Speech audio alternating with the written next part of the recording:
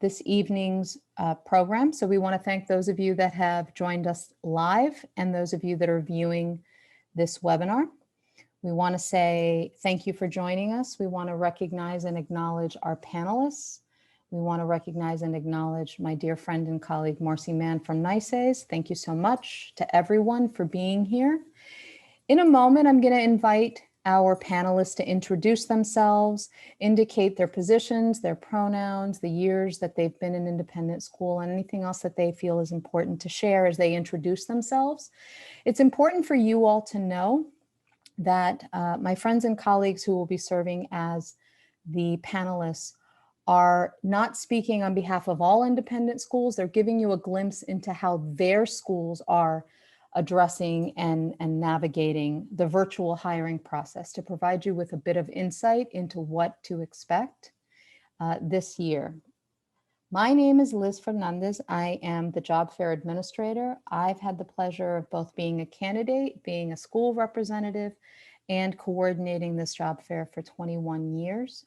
It really is an important event that not only serves candidates of color throughout, it also serves our schools to align with their mission, vision, and values and intentions to recruit, retain, and support the growth of candidates of color within our schools.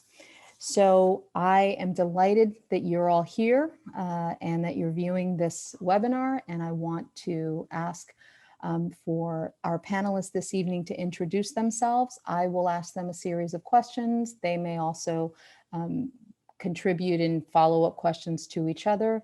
And then near the end, if you have a question, at any point, please send the question directly to me using the chat feature. That's Liz Fernandez. And near the end, you will also be invited to ask a question just in general. So thank you for joining. And for now, I'd like to invite my colleagues to introduce themselves, with Preeti as first, Javed second, and Kenny third. Thank you, Liz. Welcome, everyone. My name is Preeti Feibiger. I am the middle school division head at Bank Street School for Children. Middle school at Bank Street is actually 2nd through 4th grade, and it is my 26th year in independent schools. This is my 7th independent school. And so I've had a lot of opportunities to be interviewing and having been interviewed as well. And I look forward to our conversation. Javed. Thanks, Preeti. Thanks, Liz. And thanks, everybody, for joining us tonight. Pretty excited. I'm always happy to talk about this job fair because I got my jobs at this job fair. So Liz, I didn't even know you got a job. I thought you always ran it. That's news to me. My name is Javed Khan. I'm the head of the middle division at Horace Mann, which is 6th, 7th, and 8th grades. We are in the Bronx, just around the corner from Fieldston. I started in independent schools in 1996 at Poly Prep teaching English in Brooklyn.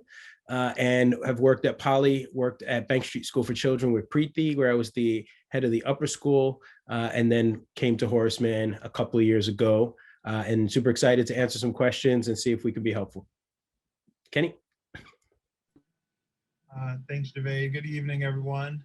My name is Kenny Graves. I go by he, him pronouns, and I am currently the assistant principal for academic life and director of studies at Fieldston. I have been in independent schools. This will be my 7th year. I actually started off as a public school educator. I was an English teacher. And then I transitioned to Fieldston in 2011 as the technology coordinator. And this is my very first year as the assistant principal of the upper school. So I am always excited to talk to people who are looking at transitions, because I made that transition from public to independent schools. And just offer my insight as someone who recently went through a more of a virtual type of process and engaging in this process in a different way in the age of COVID. So I'm very happy and looking forward to all the questions that everyone has. Thanks, everybody. So if you all could take a moment, I just want to create a context for everyone who's on the panel. And also for everyone who's viewing and joining us. So March 2020 happens, and all of a sudden, which is peak hiring season for any independent school. The job fair had already taken place.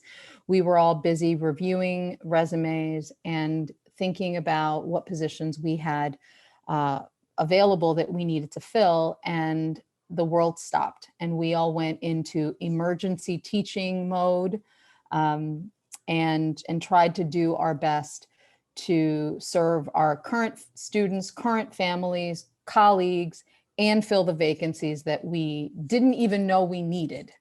And the hiring process sort of unfolded.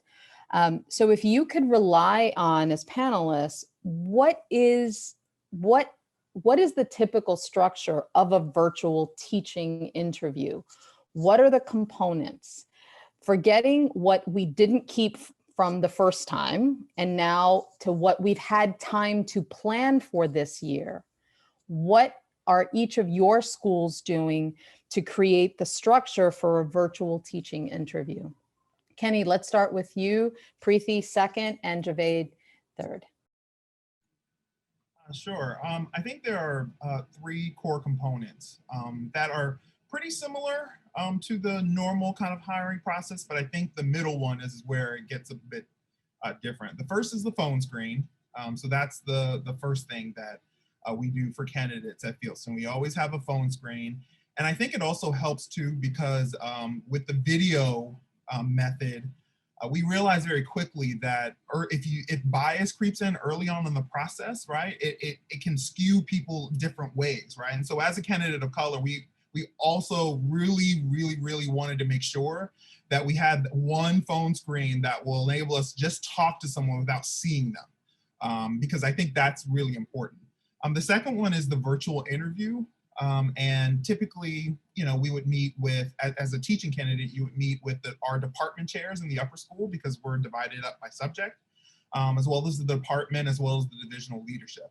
And then the last part is we actually invited candidates to submit a lesson plan. And so they would actually walk the department and the leadership through a lesson plan that they had developed. And that's really the 3 kind of pronged approach that we took at Fieldston for the job interview. And at Bank Street, we are still evolving this process, but as of now, we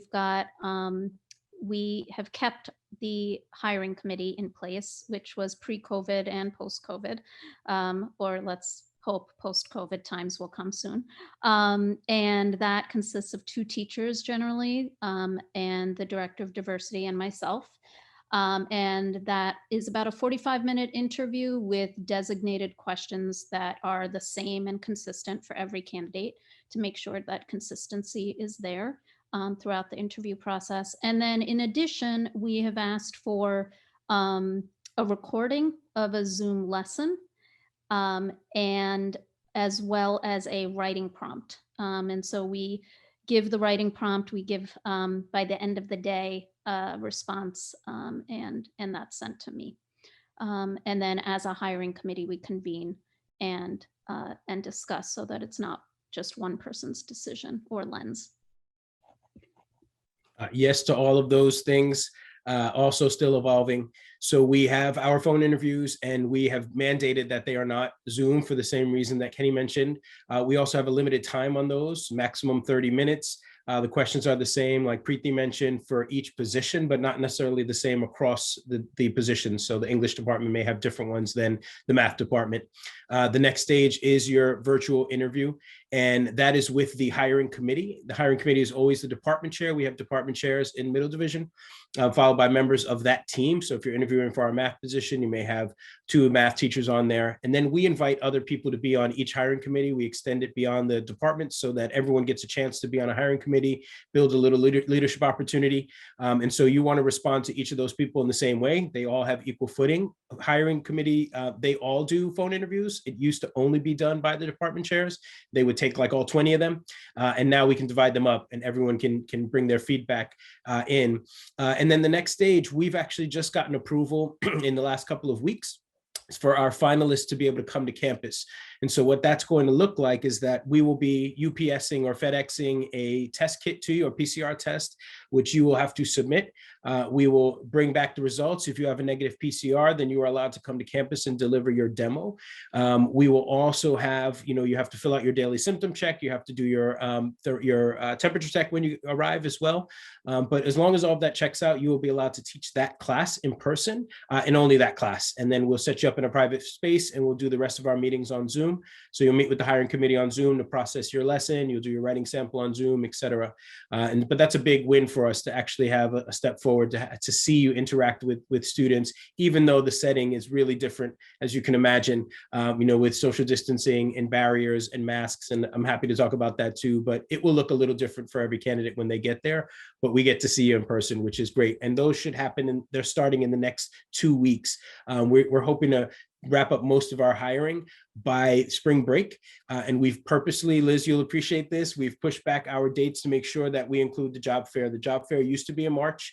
It is moved to February so that we can make sure we get our candidates of color who are interested and not have completed searches.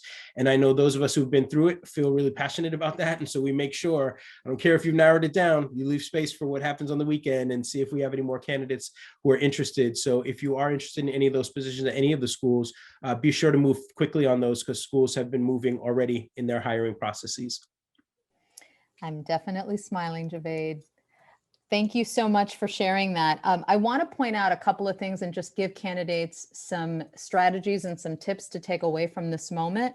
Kenny mentioned that they're phone screens and that they're intentional, the old fashioned, just a phone, not a video call. And it's really important that whatever that you answer the phone and that you check your voicemail messages. That's really critical at this time. And it's especially critical to make sure that your voicemail that invites people to leave you a message is done in such a way that it's welcoming and reflective of your professionalism and supports your candidacy. I say that to you, it sounds like common sense. I also recognize that some of us don't necessarily remember what our voicemails actually say. And so I would encourage you to double check, since we've all been so used to video calls. So that's one clear takeaway. And the other thing I really want to appreciate about what Preeti and Javed just modeled is that this process really is evolving. We could have a conversation today and give you some strategies and tips, and you may interview in 2 weeks and the process is going to be completely different. And it's a sign of making sure that all schools are continuing to stay as current, guided by CDC, New York State Department of Health, what is considered in best practice, social distancing, hygiene, and just all of that. So the evolving nature of this moment is really key and critical. And so ask schools specifically what they are doing and how they are planning this process. And think about, what that might mean. So moving forward, how should a candidate prepare for a virtual teaching interview? What are the kinds of questions besides how will this actually unfold that I just alluded to? What else should they be preparing for? What are the things they need to be doing in advance of to prepare for that virtual teaching interview? Javed, I'm going to ask you to go first. Kenny second, Preeti third. Sure. And I'll just add on to that, Liz. I think you used to say something about professionalism too, and those email addresses and making sure you're not, get money 1975 or something at Gmail. You might want to check that out and make sure you're ready. Every aspect, once you express interest in a school, every aspect of communication is part of your process. So if you're not replying to voicemails or you're not replying to an email, you're telling us you're not that interested in the school, and all of that matters. And so how you prepare for it, the one thing I'll say, because I think everybody will have at least one point, but the one that I will give you is that it looks like we may be in some form of modified education in the fall. We may be in masks, we may be at distancing, we may have barriers, we're not exactly sure. Your ability to discuss how you would navigate that world is going to be important. That does not mean you have to have taught in a Zoom classroom already, but you should be able to talk about your ability to be in a Zoom room. If you haven't done it, I would see if you could reach out to a friend and set up something, could I run a listening circle with my family, do something that gets you familiar with the platform so that you can say, I am very familiar with the platform, because you may be asked to do a portion or all of your demo online. And so I think that flexibility, again, it's not going to count against you if you've never taught in the virtual class, but if you have that flexibility of having been in and out and you can talk about that, that's going to go a long way for us to know that if it happens in the fall, you'll be ready. I always try to think of things, when you ask how to prepare, about things that are sort of help you enter the space, right? And be as prepared as possible. The one thing I will say is usually you'll get some type of like agenda or itinerary ahead of time about who you're going to speak with. So do your research is really important. Make sure you look at the website, make sure you understand what the mission of that school is, make sure you understand who is interviewing you. I know in the upper school in particular, I would see if I can find out what are the different courses that the department teaches. Because that one question that they might ask you is, if you could design any course, what would it be? And the worst thing you could possibly do is say a course that already exists, right?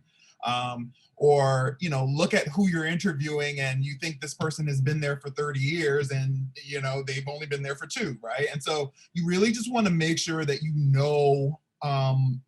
about the place that you're interviewing at. It's a little bit harder now because you can't go to a place. And so I think it's even more pertinent now for you to go on the website to look up as much information you can about the school and particularly the division that you're working at in preparation for your interview. Yes, to all of that, to what Kenny and Javed both shared. I'm going to add on some practical pieces in the same light of that Liz and Javed had spoke about in terms of professionalism and voicemail and email, making sure that those names, represent what you want them to represent in a job interview. And I would add Zoom names also. So if you are a parent and you are borrowing your high school child's laptop, make sure that there's not a series of emojis that they have somehow named. This might sound condescending, and I'm sure you know this, but I've been in that position.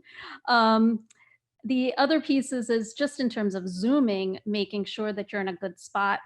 Some of us are limited in the kinds of spots we can be in an apartment.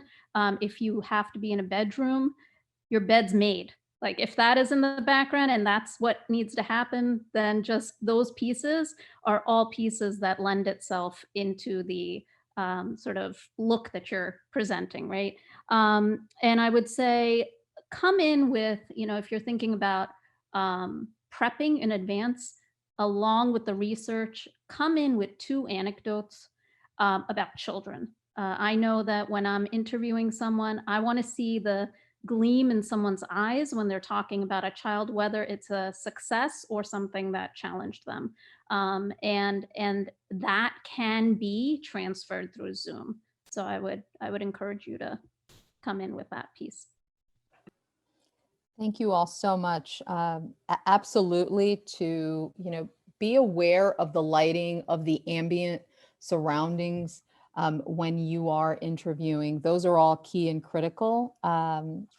And, super important that we also think about how we want to present ourselves. So you might want to consider headphones as opposed to just speaking directly, because you're not sure what ends up happening, and you can mitigate some of those ambient noises and sounds if you have headphones. So just as, again, seems like common sense, and yet we've already started, which reminds me of something as I cue the panelists up. The question is, what should candidates avoid that you haven't already covered? Now, if we've done a great job of setting up, but now let's think about what should they avoid when they're actually on camera, when they're meeting with different individuals. Are there specific tidbits that you can think of? And while you're considering how you would respond, I want to just let everyone who is watching this at this moment to know that if you have already pre-registered as a candidate for Saturday's NYSAIS Job Fair to promote diversity, which will be virtual from 10 to 2 p.m., and you have already gotten a message from a school interested in having a conversation with you, this is excellent. I encourage you to please pursue. You do not have to wait. If you have been approached by a school, they have all received access. We have 103 schools currently. If they have received access, it is because they received information on how to connect with you today. So I encourage you to please begin responsive, and all of it is part of the interview process from the second you get that message forward. Anything that you all can think of, anyone want to speak first? What should a candidate avoid during the virtual hiring process? Unmute when you're ready. Well, one jumped into my mind, so I don't mind jumping in first. One of the things you're going to hear a question about why you are a good fit for the school, or what you think, why this is a good move for you. One thing that we ask, we're really gauging our middle school people. We want to know that you're committed to being a middle school person. We often have teachers who see themselves more in the high school, but maybe they haven't gotten a chance. They kind of see this as a stepping stone. They could do it for a year, maybe teach them high school classes.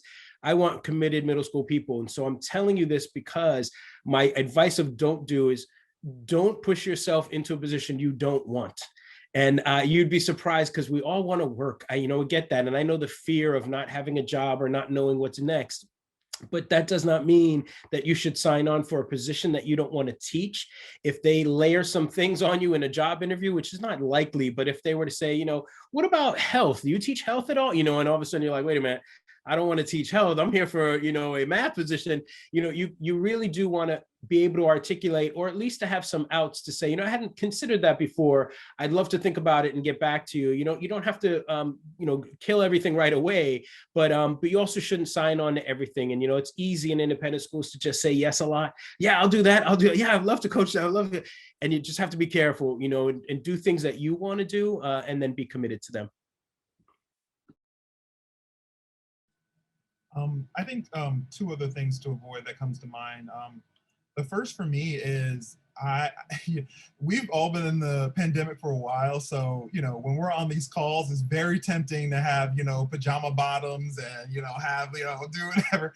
But I would say prepare your mind through and through for the interview, right? So if you're going to go, like, for example, for me, like, I got dressed to do this, right? Because I have to put myself in the mindset of, I'm here, I'm focused, I want to be here in the moment. And, sometimes your dress can impact that, right? And it's not so much so that you can present well on screen. That has nothing to do with it. It's, I want to present my best self. And usually for me, if I'm in a suit and tie, I'm feeling real good, right? So I want to present myself in the best way possible. So I would avoid just waking up and showing up to the interview, because a lot of times we can tell, right? If you've just kind of logged on. Another thing that I would say to avoid is also being succinct yet thoughtful about your answers, right? I think that is key in this medium, is to be able to convey your thoughts in a succinct yet thoughtful way and not ramble on for long periods of time. And so if you're able to answer the question, the trick that I have, and you heard me do it just then, I said, oh, two things come to mind.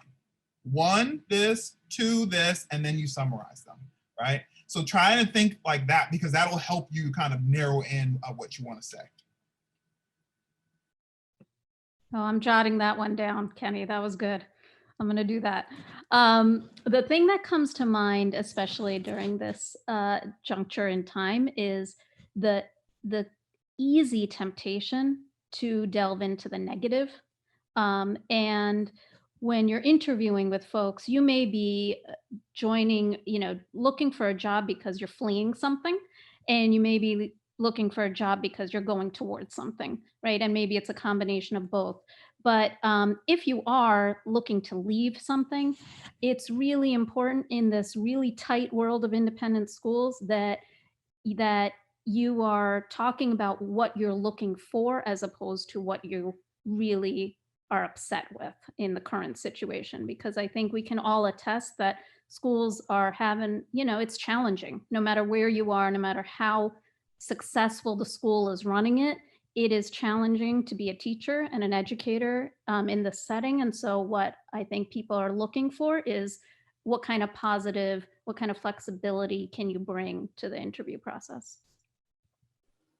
Excellent suggestions, friends. Let's talk a little bit about that teaching demo or that lesson plan draft. What are you looking for? What are some suggestions? Should candidates prepare a brand new lesson? Should they go to something tried and true? Should they ask whoever's interviewing them what the current class is studying so that they can do something related to that? There's lots of schools of thought. So I'm just curious, what do you all think? Preeti, let's start with you. Javed second, Kenny third. Yeah, I think you should always ask the schools what they're looking for. Some schools don't want to miss a day of instruction to do something that is out of what their scope and sequence is. So you'd want to make sure that you're in alignment with that. If they give you free rein, then it's good to do something you're comfortable with. In terms of what I look for in a lesson is it paced and structured well? Are the objectives clear? Really what I'm looking for is the rapport with students. That is ultimately the biggest takeaway for me. And then I'd also add making sure that you're multimodal, at least in the lower school, for sure, making sure that you've got visuals and you've got auditory and you're thinking about how to reach different students would be the pieces that I'm thinking of. I thank you. I think, tried and true, brand new, it really is up to you. And as Preeti said, you want to figure out what the school is looking for. Because I've noticed, for example, in math, they may tell you we're at integers right now. And so they actually want to see you do an integers lesson versus come in and do something really creative that has nothing to do with what they're doing. Remembering that we may have 3 candidates coming in, and that's 3 days of instruction potentially. And so we can't have everyone doing new things. We want to keep the curriculum moving for the students. But I think if you do come in person, let me give you the in-person one. Make sure you have extra copies of whatever you're handing out for the people who will be observing your class. Make sure that you have a plan for how you will identify students by name. This is one of the pet peeves of mine, is hearing people come up with a million ways to say yes, student, and they haven't just figured out, why didn't you make name cards for them? Why didn't you, have them write their own name tent and put it on their desk? Do a name game. If you have a great memory, wow, that goes a long way when we're like, wow, he kept calling Kenny by name. That was really impressive. But if you go in there and you don't have a plan for that, it almost speaks to not really caring about that. And by the way, you can ask. Some schools will make them for you. Some schools will give you the list of names, first names for you ahead of time. There are a lot of different variations. You may get in there early and say, if I come in at 8 o'clock, can I get the names and I'll make these tents myself? There are so many different ways you can approach it. But I do think, again, handing something out, if you're going to be, doing a handout the kids are all working on, make sure you have copies for whomever is going to be observing you. Just make 5 extra copies or whatever. You don't know how many people will be in your room. And so for us, for example, we won't have 5 adults in there. We may have people on Zoom. So you may have to have a digital copy as well, so that those people can observe and the one person in the room gets the handout. Yeah, everything that Preeti and Javed said is true. In my role, I really look for 3 things. Does a teacher ask good questions? That's the first thing. Is there's a difference between asking a question that requires a yes or no answer, or a lower level question that requires a single response, or a question that really gets students to think. And is the teacher able to question even the content that they're teaching, right? So I've been in so many classes, for example, where a student would actually ask a question and the teacher go, oh, no, that's kind of beyond what this is. So I'm just going to move on. Right. And I'm like, no, like, show me that you're able to engage with the student, because as Preeti said, that engagement with the student is probably the most intangible thing that you can have in an interview. The second one, and again, it may seem really, not important, but start and end on time My high schoolers hate when people go over because they're like, it's time to go, right? Like, so making sure, kind of what Preeti said, is that your pacing is good, right?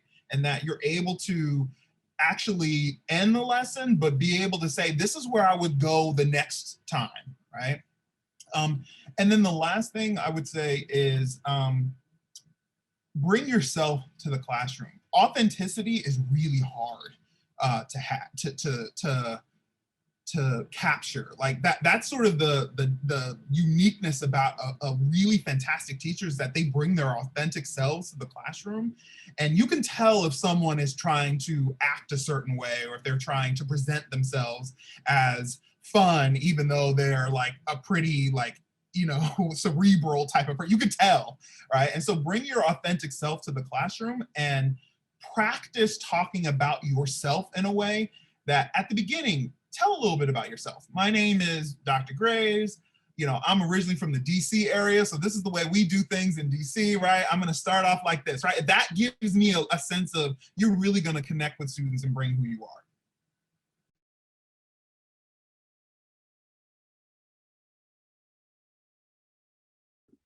Liz looks frozen. Let's just hijack it. I know, right? Well, there you are, Liz. All right. I was going to add one more, but go for it. Go right ahead. So sorry, technical difficulties. Please go right ahead. Well, actually, I was going to mention that. That's funny enough. I was like, things happen in demos, and your flexibility matters. And, how you make do of that. I was actually going to talk about the reflective part afterwards, that most places are going to have you process your demo afterwards and ask you, what do you think went well? What would you like to change? How would you continue this lesson? And your ability to be reflective about your lesson is as important as the lesson itself, especially if that lesson didn't go well. Because that's not the only piece of information we have on you. We could have loved you as a candidate. Your references are just, flying off the charts. And then you had a really bad demo. And so, what happened in that demo? Well, I didn't have my backup technology. Here's how I would have done it in my own room. Your ability to talk about that matters a ton. So just know that there's going to be a reflection portion. Thank you so much. So I had written down Plan B to technology. So there you go. Thank you, Javed. I also want to recognize that so many of our schools are in these high flex, hybrid platforms right now, where we have some students that are in person with an adult in the room, and some are teaching remotely, and some students are they themselves remote. So anything's possible, and you might want to know that information as you're preparing. How many students are in a class, and what's the platform, what's the configuration, what's the approach, how many students, et cetera. One thing that I've often said is also know the platform. Some schools use Google Meet, some schools use Zoom. So whichever one is used, be familiar enough with how to have students raise their hand or indicate that they want to respond to something. If you are brave enough to use breakout spaces, have a plan B and a plan C, because you just never know. Those are some strategies and tips. I want to transition us now and talk a little bit about, so we've heard about the virtual teaching demo and what do we expect it to look like, or what it could look like. So many of the people who are coming to the job fair are equally or perhaps interested solely in admin positions. So we have all of the positions around the admissions, counselors, and members of a health and wellness team. We have colleagues and professionals who are interested in transitioning in to do equity and inclusion work in our schools. So there's such a variety of admin type positions. Can you talk a little bit about what those virtual interviews could look like, might look like, will look like, for those that are interested in those positions? Javed, I'm going to ask you to start, Kenny second, and then Preeti. Sure. Each school and each position, as you know, is going to be creative on this. And so, prepare for the creativity. I've seen so many things in schools, and I love it when schools get creative around what they're asking. So they may give you a one-on-one with, not a one-on-one, but you by yourself with students where they're observing, and they say, we want you to run a workshop for students, like you're a dean, you have an assembly, go give us a 15-minute assembly, or you're applying for a DEI position. We're going to put you in front of parents, and we want to see how you run an equity conversation with parents. And so trying to be flexible to figure out what it is that they want, but figure out what the position needs. If you're talking about the position, you really want to understand that job description. That job description is not just something we write and throw up on the wall. That's what the position is asking you to do, and you need to be able to articulate that you can do those things. And so you're not necessarily running down bullet for bullet, but if you in your previous job were a counselor in a nonprofit and you're making a career switch and you're applying for a dean position, there are some real similarities there about your outreach to parents or your public face. You've always had to be present. So think of those things that highlight and match the bullets that they're looking for, so that you can highlight those in your process so that the school can then translate. Because remember, that is one of the hardest things. It's easy to say, hey, Liz was a dean in her previous school, she'll be a great dean in our school. That doesn't happen most of the time. Most of the time you're like, okay, so you have a career lawyer who has been fishing for like 7 years, and now they want to teach English. What do we do? And it's up to you to make the links for the school on how they can see that your skill set applies to that position. I'm a career changer. I left teaching, came back to it. And to be able to talk about what I learned in that time away has been one of my life's joys. It's been my most fun thing. So when I have my own Zoom, I'm happy to talk your ears off. But I really learned a lot in my time, and then really had to reframe that for schools. And so far, it's worked out okay. Yeah, I think one unique aspect of the admin interview that I experienced during my process was that they had me do a task so I had like a 2-day interview, and in between the 2 days, I had to complete like a task. So they gave me a scenario, and I had to write down how I would deal with that. And then the second day, I would go to different constituencies and talk through how, from their perspective or from their vantage point, what I would need to do for them, or what I would need from them in order for them to feel comfortable with a decision that I made in regards to a scenario, right? Sometimes the admin interviews are jammed in 1 day, sometimes they're over 2 days. I've found that it typically is groups of people. So for example, you'll get, like at our school, we have our department chairs meet as a group, right? And we have our diversity, equity, inclusion team. They meet with you as a group. In our school, we have 4 different divisions. So all the assistant principals all meet, right, for a recent hire that we made. So be prepared again. And that sort of gets back to my point about being succinct in terms of your answers. There are a lot of people who have a lot of questions. So you want to make sure that you're making yourself available and that you're being clear. As Javed said, read that job description, right? Read it. And in your questions, that when they say, hey, do you have any questions? Hey, I read the job description and I was wondering if you could speak a little to this. Ding, ding, ding, that triggers that, oh, you read the job description. So I always do that just so they know that I read the job description.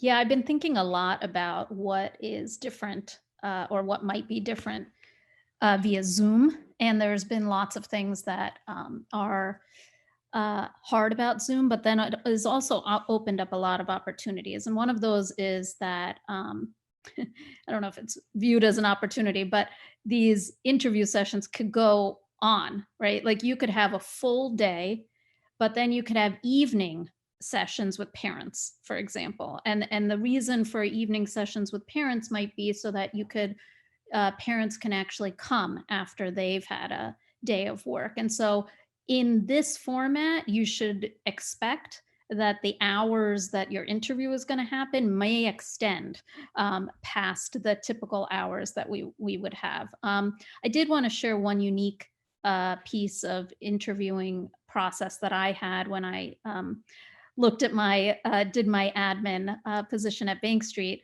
Javed was on that committee, so I see him smiling. But one of those pieces was actually watching a teacher teach, and then a hiring committee watched me give that teacher feedback. I thought it was a really interesting and very telling, right? Like if you want to elicit information about how someone is going to provide feedback, it was a good scenario, and also one that showed me that a teacher was willing to put themselves in that situation. And what does that mean about the culture of the school? So in terms of your interviewing, you know, this is cliche, but you're interviewing them too, and you want to see what processes they're putting into place in the structure of their interview. It tells you a lot. Excellent suggestions and thoughts. I want to contextualize this for those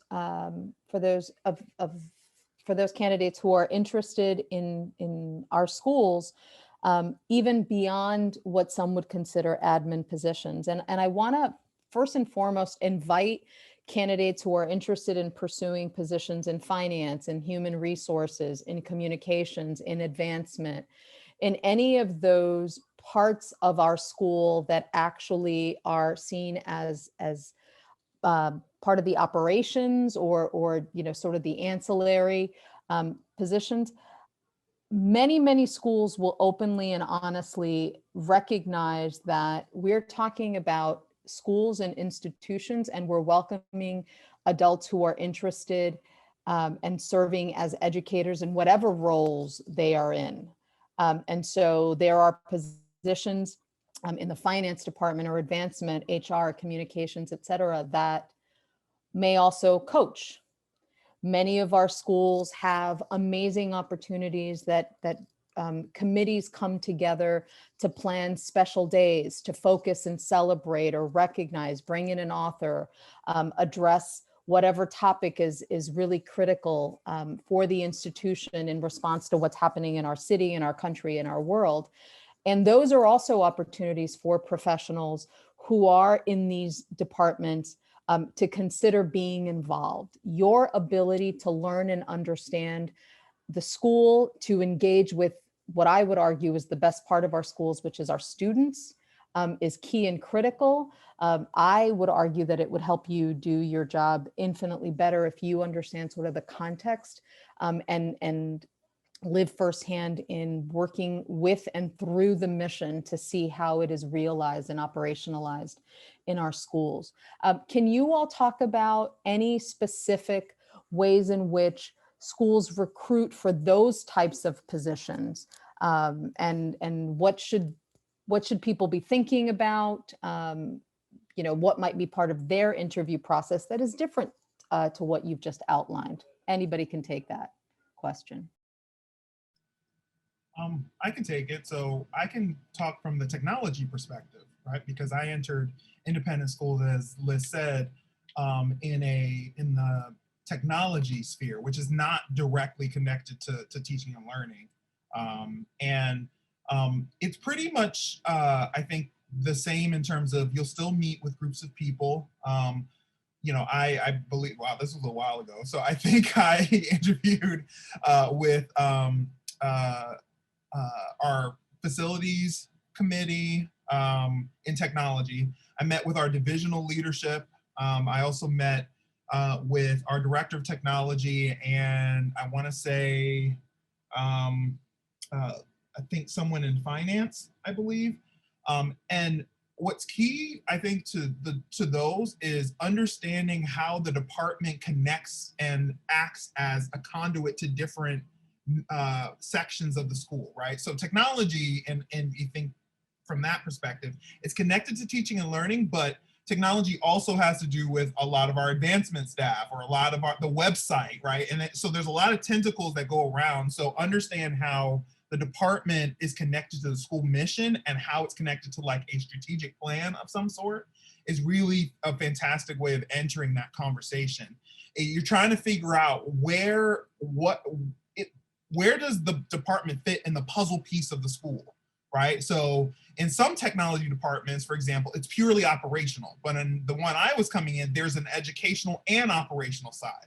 So I was able to sort of talk through that very, very nicely with me having experience as a teacher and connecting that to the operational side. So again, figuring out where that puzzle piece is, and documents like the strategic plan are important. If you can find some type of organizational chart to see like who does the director of finance report to? Do they report to this, the head of school, or is it an assistant head of school? Like if you can find things like that gives you clues, that would be a really helpful way of knowing who you'll probably interview with. Yeah, and I'm going to put a plug in for the director of summer camp. We are looking for one this Saturday. We're going to be interviewing folks. So, I think that one of the pieces that is important to think about is exactly what Kenny said, is what are the connections to other parts of the school, because often those auxiliary programs need the support, and the other programs need the support of that program to really thrive. And you want to make sure that you know the players involved with that. Is it a position that is considered part of the leadership team? Who is on that piece, right? So not just the organizational chart, but I would even go a step further and say, what are the actual dynamics between those groups? And if you can parse that out, that's going to be really useful to you. Some departments of our schools, their processes are not very public to the rest of us. We get new security team and we just get an announcement, welcome Preeti to the security team. And, there was no process for us, but they had a process for themselves. But there are other aspects of the school that, if you're an administrative support, a learning support, or if you're, in any type of auxiliary program where we might have more of a process. One thing that I would suggest, and I think this kind of piggybacks off of this idea of connecting to the school, but is asking about professional development. It is very common now, especially in diversity work, to say that everyone needs to be trained, that there's no employee should not go through this Robin DiAngelo training. And so if you initiate that conversation and ask that and say, what type of professional development is available for my position? Again, it shows your interest in the work. In any of the work, it shows your interest in being part of the community, in growth.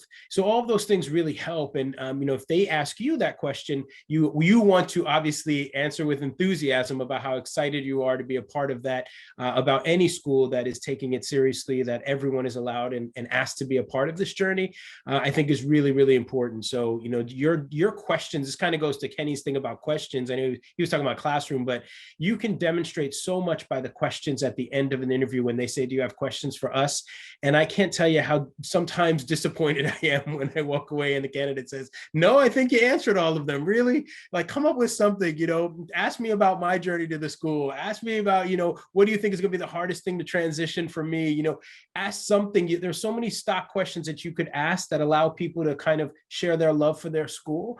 And that's really what you want to do, is say, well, what keeps you coming back to campus every day? What makes you happy about it? I heard you had a child here, would your child tell me is a kid experience here or something like that? Maybe that's too personal, but you want to ask that, something that kind of keeps it going, just to show that you're really interested in being a part of their team.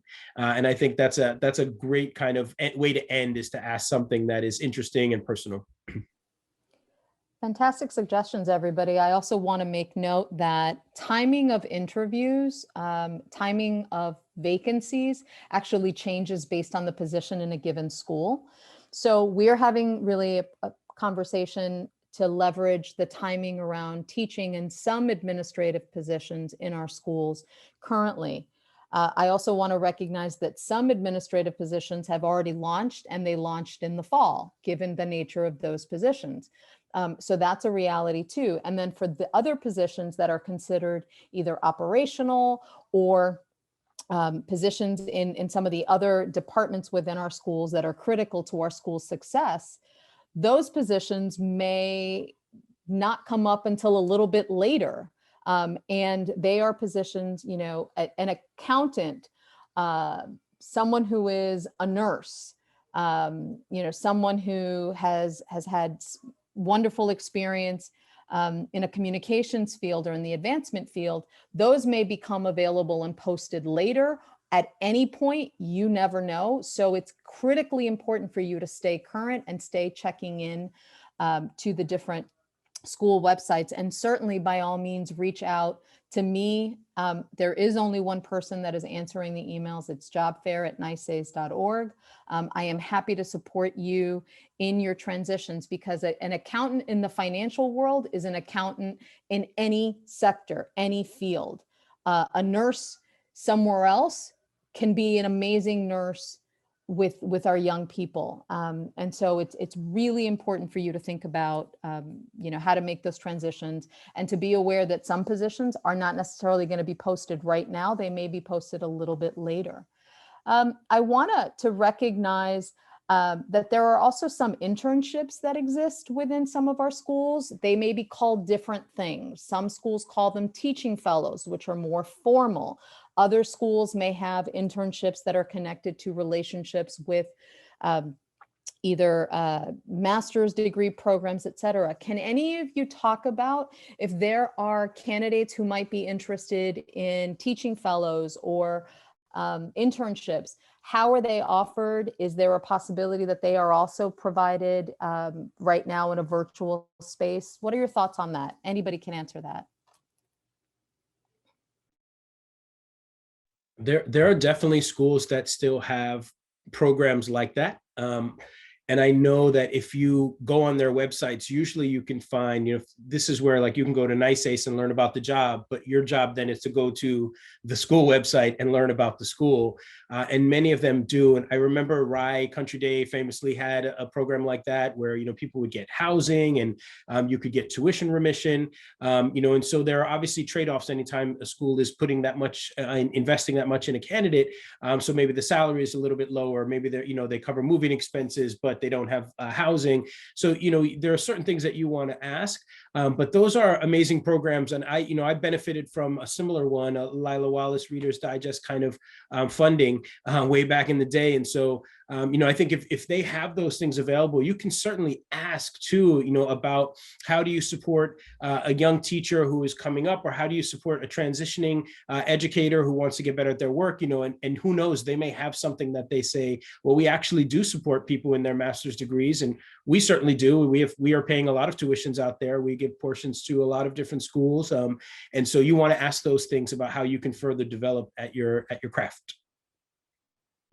Yeah, I also know there are a few that are content specific. Like I saw, like in the field, like I am in technology, but I'm also in ethics and technology. So I teach a course. Like I think Andover had like a teaching fellow that was for ethics and technology, for example. And so sometimes, even if you're not a a teacher in the traditional sense, they are looking for content experts to come in and support faculty.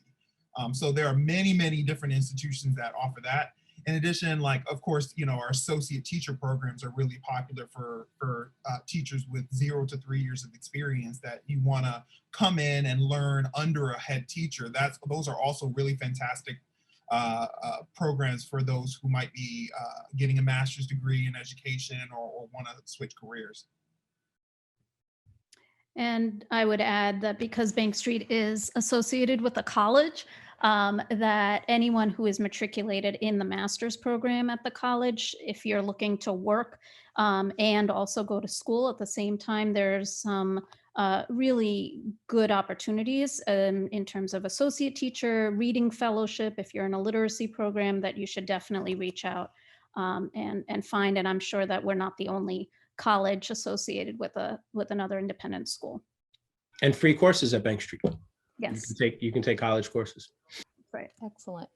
There are definitely several programs, and many of the schools that will be virtually participating on Saturday. And just as a correction, I said earlier 103 schools, 102 schools have signed up. My apologies for being off by one. And there are schools that have existing relationships with graduate schools and offer fellowships and partnerships. So those might be some opportunities that you might want to consider. And when you're weighing and doing a cost-benefit analysis, be aware that our panelists just talked about things like housing, moving.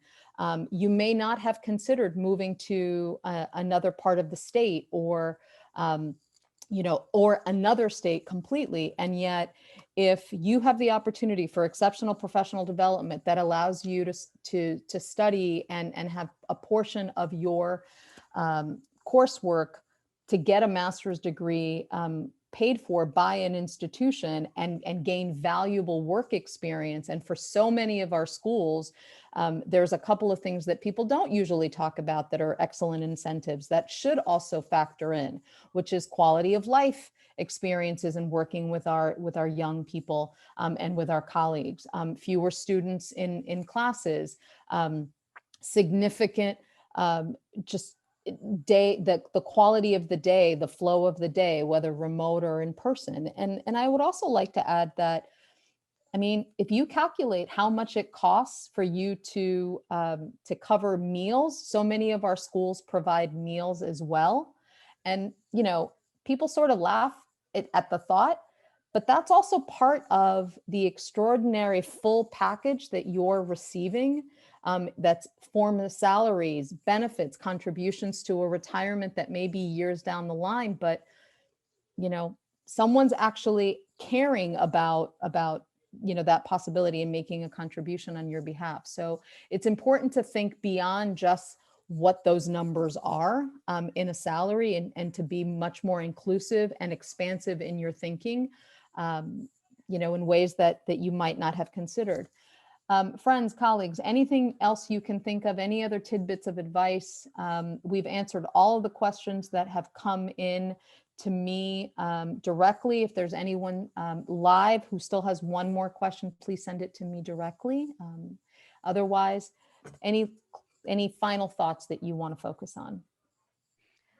I was going to add that another real perk of this time is that all of the administrators, I think I would venture to say that we've become closer, just sort of out of necessity. We're all going through the same things and we all talk, right? So if you are going to a school and you love it, but there's no position and they love you, they will send an email out to the listserv and say, we've got this fantastic candidate and you should really check in. And so, you know, that is just something good for you to know in terms of the way that we're all networking with each other and really trying to support all the people that are looking for jobs right now. I like that one a lot. I would definitely say that respecting the school's process is really, really important. You know, each school has a different thing. They may have you go through HR or send it to employment at such and such school. You can always reach out and say, you know, I just want you to know I've sent my material in, but, you know, don't expect to hear back from a div head. You know, if you've sent it in, then allow that process to go through just because we are inundated. And I think, you know, any school has their various processes and you want to just make sure that you're following through with whatever they've asked you to submit. Kenny, before you respond, just to the panelists, one question just came in. So the ultimate question, virtual backgrounds, no virtual backgrounds. What do you think? I think the key word for us is distraction. If you can do it without being distracting, you are good to go. I've seen some that look like pure offices. I can't even tell where they are. If you can do that and not, you know, raise your hand and have green screen and show your cat behind you, you're good to go. But, you know, other than that, if you're going to choose, you know, the sun and the stars or anything animated, you may have your audience kind of looking off into your background. So up to you. But if you can do it, give it a shot. Terrific. Kenny, any closing thoughts before I bring us home?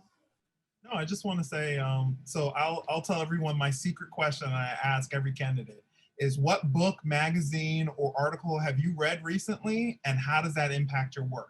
Be prepared for that question. Have something in mind. So pick up a book now before you get into the job fair. Do something, right? Because I think that type of question shows me that you're engaged, right? Currently, and but just remember that this is as much of a learning experience as it is you finding a job, right? I can't tell you how many times I've interviewed and I just learned so much about myself throughout that process, and it just helps you get better. So if you flub an interview or something and you're like, oh, that wasn't good, there's always a next time. So don't think that, you know, that's the end. Just take it as a reflection process, learn about yourself, and we are all here to support you. So, you know, good luck. Thank you so much, Preeti, Javed, Kenny, Marcy. Thank you for behind the scenes. Thank you everyone for joining.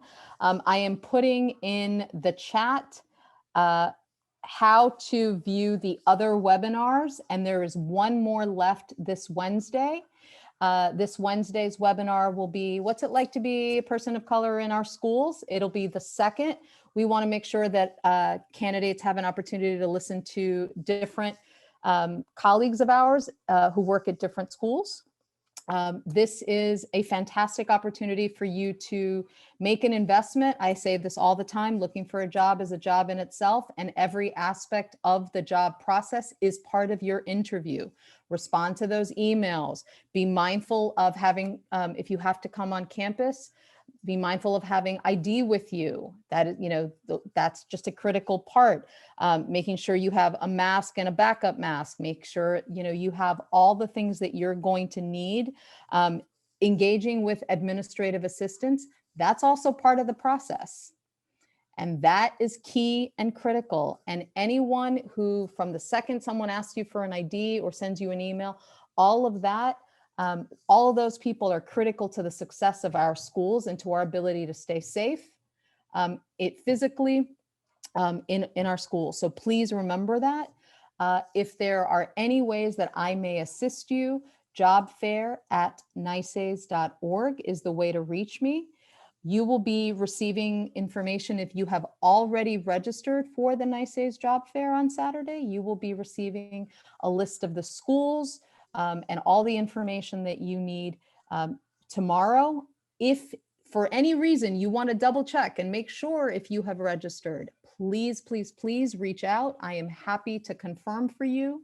And if there's any other way that I can support you in this process, whether you are viewing this evening or viewing this between now and Saturday, or even after Saturday, after the virtual job fair, please do not hesitate to reach out.